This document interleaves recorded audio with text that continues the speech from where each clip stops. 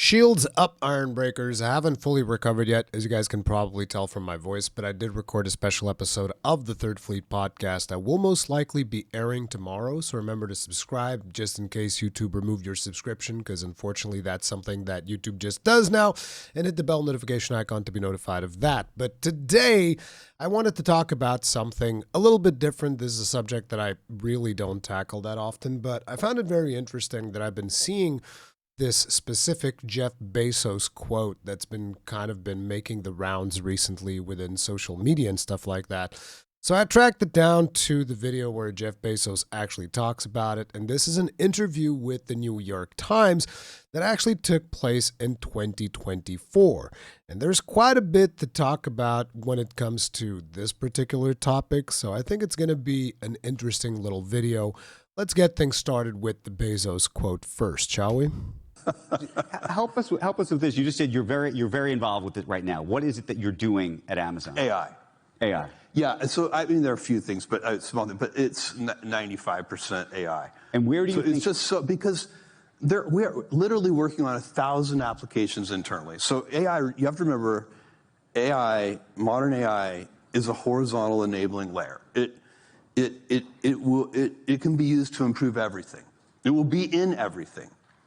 I'm sure that for a lot of people, you'll hear this line, it can be used to improve everything, and that's not 100% correct. And you can say that it is because of the fact that it's still a nascent technology, but if we start thinking about it, it's been a nascent technology for quite some time, and it is yet to, have massive improvements in literally everything. It does have improvements that it does in a lot of things, in a lot of fields, but to say that it just literally improves everything, I don't really agree with that. Not to mention that I also don't think that currently at the rate we're going, the drawbacks of investing as much as we're investing into AI technology are necessarily worth the benefits that we are getting, especially if you happen to be involved in gaming, which is naturally what I talk about in this channel.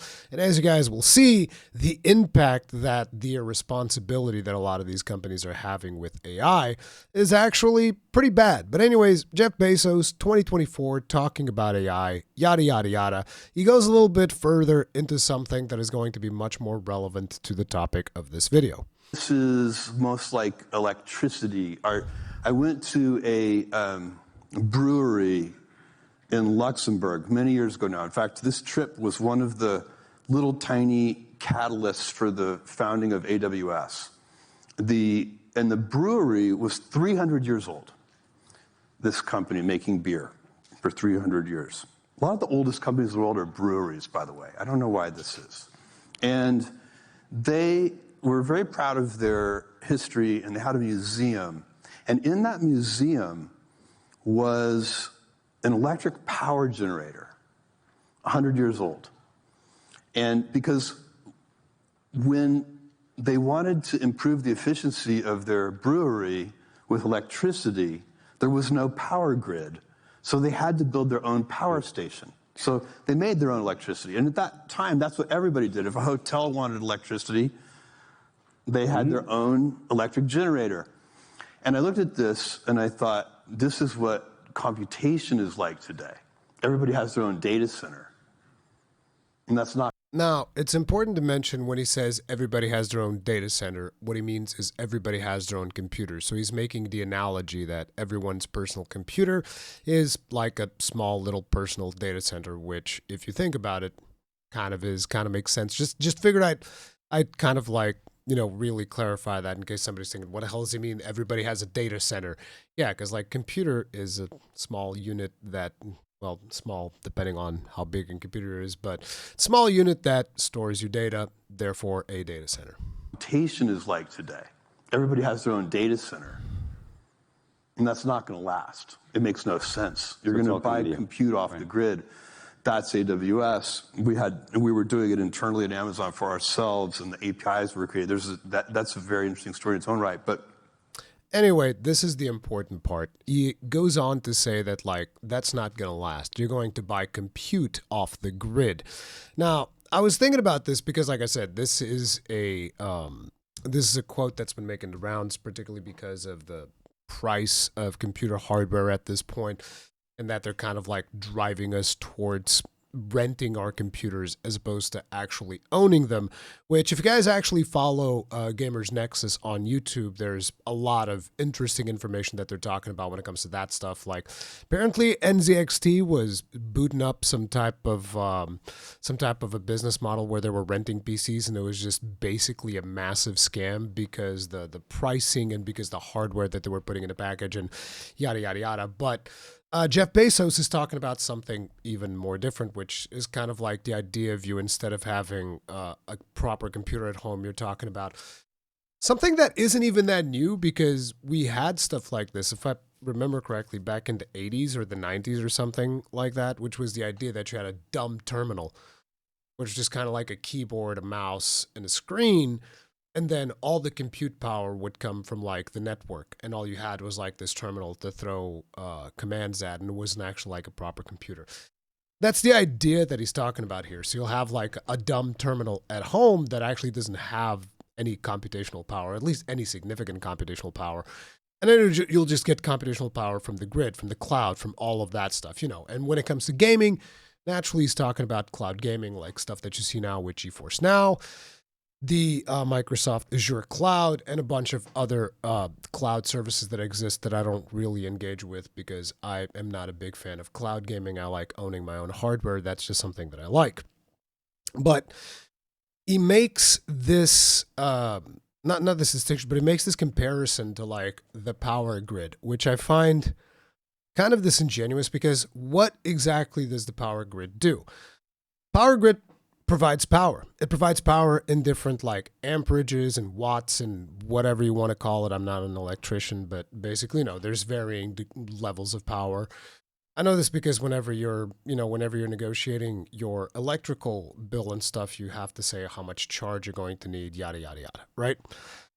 But that's essentially what it is. Power is power, and it powers like a wide variety of things. So like, you want to make a toast, you need a toaster, toaster needs power.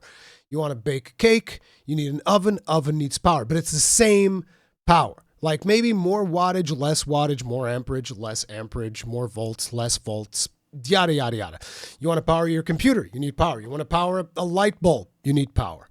But it's all the same thing. When you're talking about compute, people use compute for a wide variety of different things. So the necessities of somebody that needs, say, a word processing document are going to be very different from somebody that needs a gaming setup to actually do proper gaming. And you guys are like, well, isn't that the same thing as more power, less power? No, because it's different power.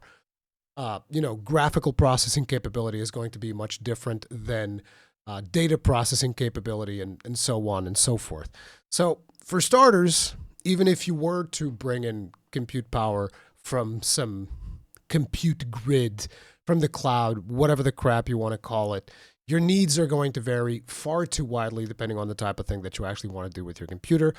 And for these companies, that's actually a good thing because they can sell you like different packages. Hey, here's the gaming package, gives you like 50 hours of gaming. Here's the word processing package, gives you like whatever, which is, every cable operator's wet dream, which is what they were doing back in the day. I mean, I don't know if they're still doing it because I don't have cable, but, or do I? I might have cable because in Portugal, that stuff just comes bundled with regular internet, which sucks, but whatever, besides the point.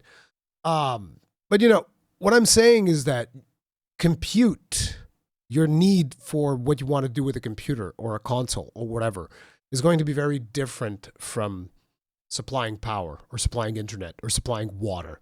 It's not just the amount. It is literally a different need that you have. But then, you start looking into the way things have been going down over the last 6 months or so, which is when things really started hitting the fan, as we all know. And we have quite a couple of news articles that I selected here for us. And number one, AI memory is sold out, causing an unprecedented surge in prices. Now, I want to draw your attention to a recent Twitter post that I posted at some point last month. This is the face that you're going to make when you look at this. So back in June, because one of my my streaming rig kind of died on me, and I needed to it was a really old computer that I was using for my streaming rig. So I was like, I should just get another one that's more recent because that will allow me to increase production quality, yada, yada, yada, and just get like a better rig. And so I built the computer. And the RAM on that computer costed 110 euros. It was a Corsair kit for 32 gigs, two 16 gig sticks, DDR5 6000 megahertz. Really good. I thought this was a pretty sweet deal. So when I checked it last month, that's this price for literally the exact same kit. It is now 561 euros. Last month. If you go and check on it today, it's 578. This is, by the way, the same store. And I understand prices are going to vary depending on where you live, etc. Because I live in Portugal, price is always going to be more expensive. So usually whenever you guys are thinking about prices and GPUs and stuff like that, if you want to adapt that to Portuguese, because most of you guys are from the US, so let's say dollars, right? You just converted 1-to-1 from dollars to euros, which, as you can imagine, is already going to be a pretty unfair conversion because euros are currently more valuable than dollars.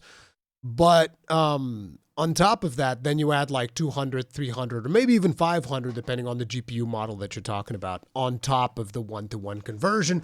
And that will be the average cost of like a GPU or a good CPU or something along those lines. So prices are just completely exploding. And the interesting thing is, they talk a little bit more about this in this article. All computing devices require a part called memory or RAM for short-term data storage. This year, there won't be enough of these essential components to meet worldwide demand. That is because companies like Nvidia, AMD, and Google need so much RAM for their artificial intelligence chips, and those companies are the first ones in line for the components. Three primary memory vendors, Micron, SK Hynix, and Samsung Electronics, make up nearly the entire RAM market, and their businesses are benefiting from the surge in demand. So basically, all of these companies are like, these gamers, man, they definitely want to get like good deals in RAM and stuff. And not to mention that when you're talking about RAM, you're not just talking about RAM sticks like what I showed you there, because also GPUs also use GDDR5 RAM. So basically, most of the things that comprise almost any form of storage, those are likely going to be going up in price. And to add insult to injury, I don't know if they mention it in here, but this company, Micron, whose stock went up by 247%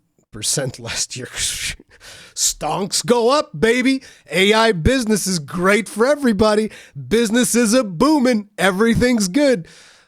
Their net income nearly tripled in the most recent quarter. Samsung this week said that it expects its December quarter operating profit nearly triple as well. And SK Hynix is considering a U.S. listing as its stock price in South Korea surges. In October, the company said it had secured demand for its entire 2026 RAM production capacity. Now, for those of you that are, you're living under a rock, 2026 just got started. You're talking about these people have already planned out how much RAM they're going to produce for the entire year, and they sold all of it. And remember, you're talking about like there's 3 primary vendors of RAM memory in the world, and this is one of them. Crazy. Now, Micron had not a subsidiary, but like a portion of his business was this part called Crucial, which was the one that kind of like focused on consumer goods. Yeah, just shut that shit down. It's like, yeah, we don't need that. We have all these AI bros over here. They're like buying up all of our RAM. Why the hell are we selling to these gamer people that want to get like good deals for their computers and stuff? No, screw that, bro. Who cares? Transforce, a Type A-based researcher that closely covers the memory market this week, said that it expects average DRAM memory prices to rise between 50 and 55%. So the price I showed you guys actually quintupled, so it's more like 500%. So that's great. This quarter versus the fourth quarter of 2025. So like 50% more on top of the 500% that already raised, something along those lines. But the worst part is that this is not traditional memory that they're working on when it comes to the hardware that they're producing for the AI chips and all of that stuff. So that's where the 3-to-1 basis comes in. Chip makers like Nvidia surround the part of the chip that does the computation, the graphics processing unit GPU, with several blocks of fast specialized component called high bandwidth memory, HBM. Now, HBM is different from the GDDR5 memory that you get on your traditional GPUs like your RTX 5080s or your AMD 9070, Radeon 9070 XTs. So HBM is different than the memory that you use on those cards. And I was actually trying to figure out exactly why is one thing better than the other. But the idea is that HBM lets you just stack like loads of memory. And GDDR5 and GDDR6, which is likely going to be used soon if it's not being used already, is more efficient in terms of cost, but also in terms of like maintenance and yada, yada, yada. But basically, they're using the same materials when they're building this HBM memory. And the 3-to-1 basically means that for every HBM, it's not really a stick, but if you imagine that it was a stick, for every HBM stick that they make, that's 3 normal memory that could be going into a GPU, that could be going into a regular memory stick, that's not getting made because it consumes 3 times the stuff that they used to make the other memory, which is really, really bad. Nvidia's Rubin GPU, which recently entered production, comes with up to 288 gigabytes of next-generation HBM4 memory per chip. HBM is installed in 8 visible blocks above and below the processor, and that GPU will be sold as part of a single server rack called NVL72, which fittingly combines 72 of those GPUs into a single system. By comparison, smartphones typically come with 8 or 12 gigabytes of lower-powered DDR memory. But the HBR memory that AI chips need is much more demanding than the RAM used for consumers' laptops and smartphones.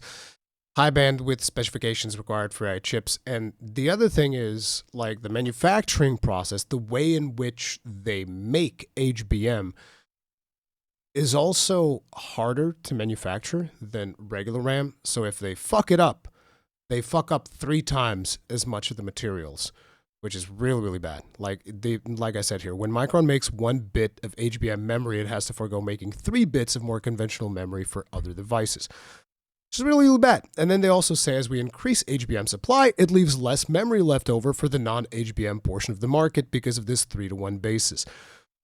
So essentially what they mean is like, look, we love you guys. You guys are fantastic, all of you gamers out there that propped up companies like Nvidia, AMD, Intel, all of these companies. You guys prop them up by constantly buying, really good hardware for your computers and all of that stuff. And even when you buy consoles, you're still propping up these companies because, you buy a PlayStation, it's got a bunch of AMD hardware on there. I think it's an APU, which combines the GPU and the CPU, whatever. I don't want to get too technical on that, but basically you're propping up all these companies, and now they're just like, yeah, this is all good, but this AI bubble over here is giving us like way more money.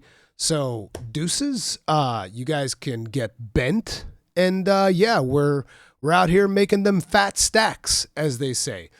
But that's kind of like the situation that we're in right now when it comes to the fact that basically all of these AI companies are eating up the entirety of the RAM market. But that's not all. They're also eating up a bunch of GPUs. So AMD is going to be raising their graphics card prices. Now, I actually checked prices on this same website, Global Data. The prices are not completely atrocious yet. So if you look at the 9070 XT, it's selling for 800 euros, which is pretty bad considering that I think the suggested MSRP of this card is like $600. So it's still like really expensive. But the funny part is if you try looking for like a 4080 GPU, like it doesn't exist. Like that's gone. We don't sell that shit no more. This is one of the more prolific websites, and at least it's usually where I buy all my stuff because they usually have the best price to quality ratio, and there's a store that I can just kind of like drive to pick up stuff. But basically, if you want to get a 4080 GPU, you're getting it on like a laptop or something. If you want to get a 4070, Also don't have those. Let's look at the 4060 just out of curiosity. Yep, don't have that. Oh wait, there is one in here, but it's sold out for $500. Which, by the way, $500. Let's look for a 3080. Like, nope. Oh wait, there is a 3080 being sold for 1,600 euros. No wait, that's a laptop. Never mind. I was like, wait, 1,600 euros? That doesn't make any sense. No, it's a laptop. Then there's one here that would sell for 1,000 euros, except it's sold out. So let's look at the 50 series, which is obviously the recent series for Nvidia. Let's look at the 5060. Hey, they have one here at 329. This is actually still quite reasonable prices, but the moment you start going to like the 5070 or anything like that, stuff starts climbing up real fast, and you go to 5080 route. 1,600 euros. I think that's pretty reasonable. I remember when I was looking to choose which GPU I was going to buy, the 5090, I was just like, this is ridiculous. This GPU is 2,000 euros, bro. Y'all are crazy. Right now, 5090, you're looking at 3,200. No, actually 3,300. And it's sold out. We ain't got that no more. It is crazy. It is insane. Okay? But yeah, so AMD is allegedly going to raise its graphics and card prices at least 10%, price surge attributed to ongoing AI-related DRAM supply crisis. Now, for those of you who don't know, something that was also mentioned, I don't have it in here in these articles because there's just so much stuff happening around this AI bubble that we're living in. But something that I also remember seeing is that apparently Nvidia, when they're shipping out the GPU dies to their distributors, what they're doing now is like, if you want VRAM with that? No. We're just going to give you the die. You can order VRAM separately from us if you want to, or you can get your VRAM elsewhere. Because there isn't any in the goddamn market. Because like I told you in this previous article, like whatever one of the three companies has already sold their entire RAM supply to AI bros. Okay, the entire production for this year has already been allotted for. Okay, it's just freaking insane. So anyway, leaks are predicting that we're going to be getting $5,000 for the RTX 5090, which is obviously the most desirable GPU, which is $5,000. Doesn't that just seem reasonable? It just seems so reasonable. If publications insider sources are correct, the Nvidia RTX 5090, which launched at $2,000, will reach as high as $5,000 before the end of the year. No predictions have been made for AMD's RX 9000 series, but memory has already been set to take up as much as 80% of the average GPU BOM. This is the bill of materials cost. That's basically how much it costs to build the GPU. So the RAM portion of the GPU, the VRAM, the GDDR5 or GDDR6, whatever, depending on whatever the card is using, is going to be 80% of the cost of production, which is ridiculous. AI-driven RAM shortages threaten more than just the PC market. Data centers expected to consume 70%.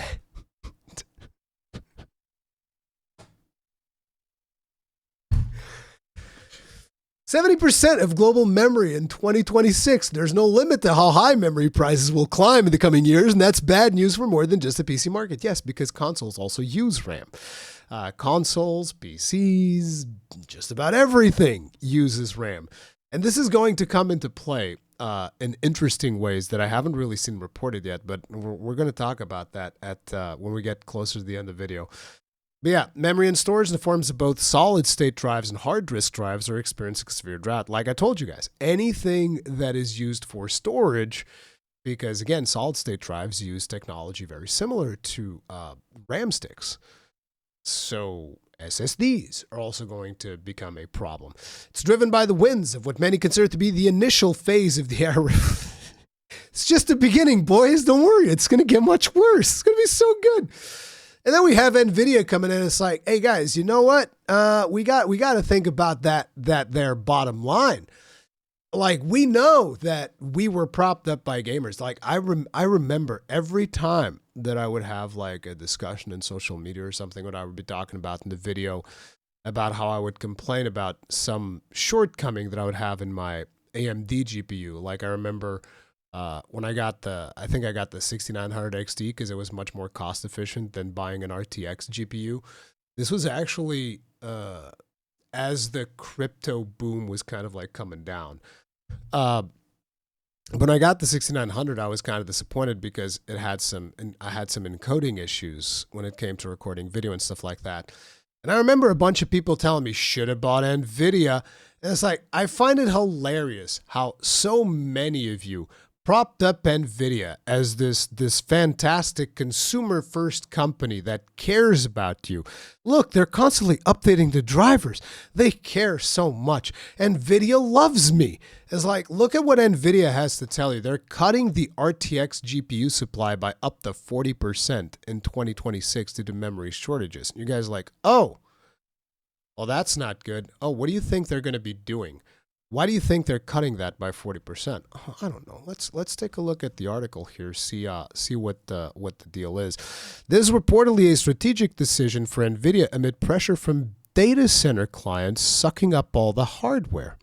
With memory and SSDs in shorter supplies and prices rising, PC purchasing and upgrading will likely be diminished as a result, so its drop in GPU output may turn out to be a reflection of the market as much as its own inability to produce enough graphics cards.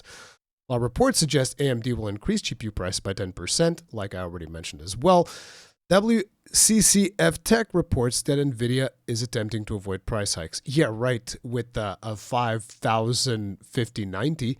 Sure thing. Nvidia hasn't addressed this report, but in a recent earnings call, CEO Jensen Huang said Nvidia has done a really good job planning out our supply chain. Yeah, I'm sure.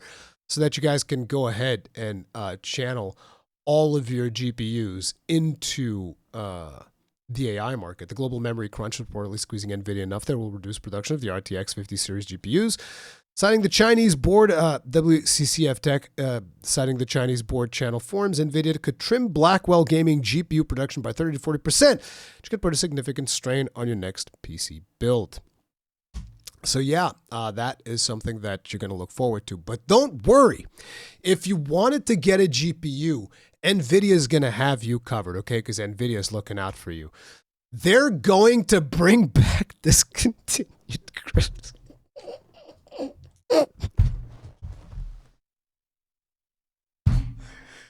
That 3060, baby. She's got so much life left in her. You have no idea. You have no idea, bro. As GPU prices continue to skyrocket and stock becomes increasingly scarce, rumors are swirling that Nvidia might be about to resurrect a previously discontinued line of hardware.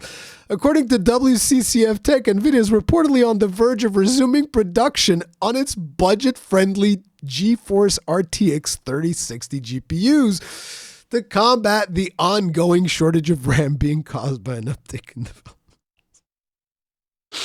Here's what NVIDIA is telling you, right? NVIDIA and AMD, by the way, because AMD is like, some people think that I have like some strange loyalty towards AMD. I'm not loyal to AMD or NVIDIA. I'm not loyal to any corporation, bro. I'm going to buy whatever happens to be the best deal. This is why I've been buying AMD, because in terms of like price to quality of what you're getting, they're cheaper. And therefore, I'm going to get the cheaper GPU that still gives me pretty decent performance rather than buying the obscenely overpriced GPUs that NVIDIA is making. But make no mistake, both of these companies are scum, okay?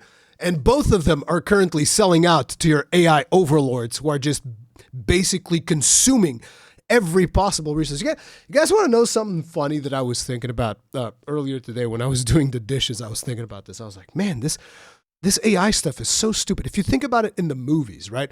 Usually what happens in the movies is humanity gives birth to AI.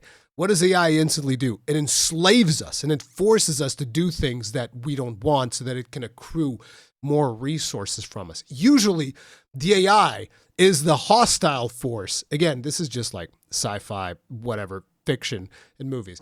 But usually AI is this hostile force that is consuming our resources with its power, right? What happens in real life? We're firing people. We're destroying the planet. We're murdering each other. We're like, there's this brutal corporate overlord structure where everybody's fighting for resources to see who can give AI more things.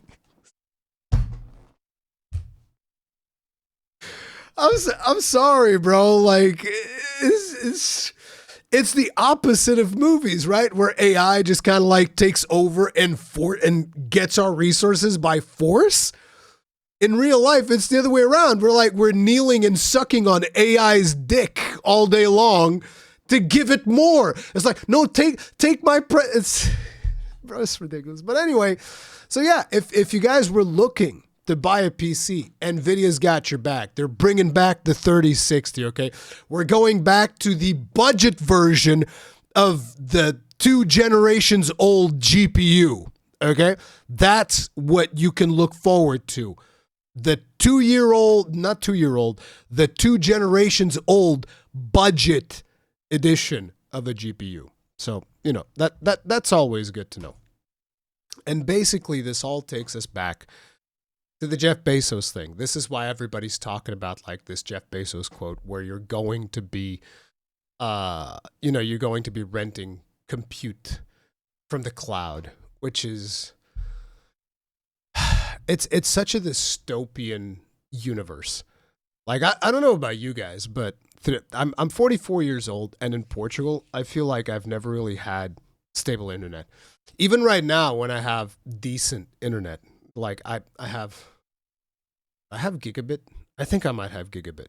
I'm not sure. It's super fast, but the thing is, it's still unstable. Like some days, I just don't have internet today, and it happens more often than you'd think. Then I go outside and there's like some dude fucking with the lines and stuff, and I have to like make sure, hey, can you check my line because you've been messing around in it, probably disconnected something. Last time it happened, some dude just straight up broke the fiber. He bent the fiber, which if you know anything about fiber cables, you don't just bent a fiber cable more than 90 degrees because the signal won't pass, and also you'll likely break the fiber cable. But, not every technician has to know that, I guess, when you're handling fiber. But this is just to say that, like, internet, my entire adult life, which the internet has been around since what? The 80s, the 90s? I forget. For a big portion of, like, my young and teenage years, I didn't even have internet. But ever since I've had internet, it's been unstable. Every single time. I've never had what I would consider to be like, no, I can 100% rely on my internet being online every day. No issues. It's perfect. Nope.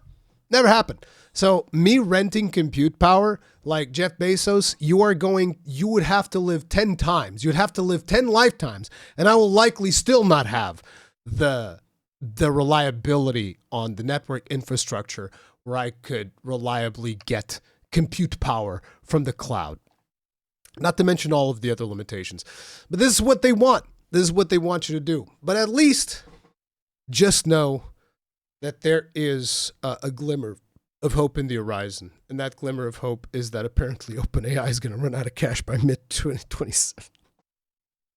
But the best part is like, this is likely not going to happen because there's going to be like other funding and there's going to be more people. And I think, isn't Microsoft in bed with OpenAI because like Copilot is powered by OpenAI? I mean, Microsoft is adding Copilot into everything. I've been hearing that there's Office Copilot, there's Outlook Copilot, there's Notepad Copilot, which they're just forcing it in everywhere. Like it's almost like any investor that hears the words AI, they just get a raging boner and they're just like, yes, put all the money on that. That's going to make all the money in the world. But it turns out that 80% or so of companies, I also had another article somewhere in here, but this video is already way too long anyways. But I also had another article on here that was talking about how apparently 80% of companies aren't even making that much money on AI. And you guys might be wondering, well, what do I care about this? Well, you care about this because, I make videos about gaming. And gaming is going to suck if people don't have hardware, if we can't infuse new blood into gaming. And it's not going to just affect people themselves, even though that is what I care the most about, because I like sharing experiences in gaming. And in order for me to be able to share those experiences, people need to actually have affordable access to hardware, whether that is a console, a PC, a computer, whatever, et cetera, et cetera, et cetera.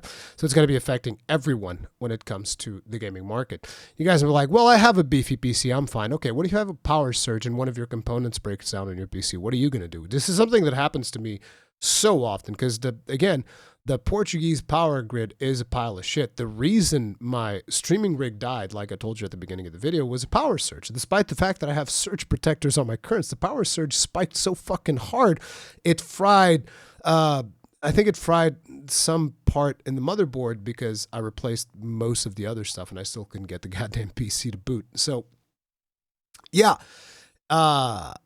With all of this, if you need to do any maintenance on your PC or you need to upgrade, you're just kind of fucked. You're just kind of out of luck because all of these companies are eating up all the resources like freaking Pac-Man. Gobble, gobble, gobble. Eating up all the RAM, eating up all the storage, like no GPUs. Pretty soon there's going to be a processor crisis as well, I would expect, because they're going to figure out they need more processors too because, I don't know, reasons. But the other interesting part that I told you guys I haven't personally seen argued all that much is, you guys remember how at some point last year a lot of the big publishers started contracting? And what I mean by contracting is in contracting, consolidating, and they were like, no, we're going to put our big bets on our big titles, and we're going to really invest into these big meaty blockbuster mainstream AAA titles. The problem is going to be, as we all know, a lot of those blockbuster AAA titles need to make millions of sales in order to get their return on investment. If you think about GTA 6, for instance, that's going to have to sell so much. I don't even know if it's possible to sell enough to satisfy the ridiculous investment that they have done into that game.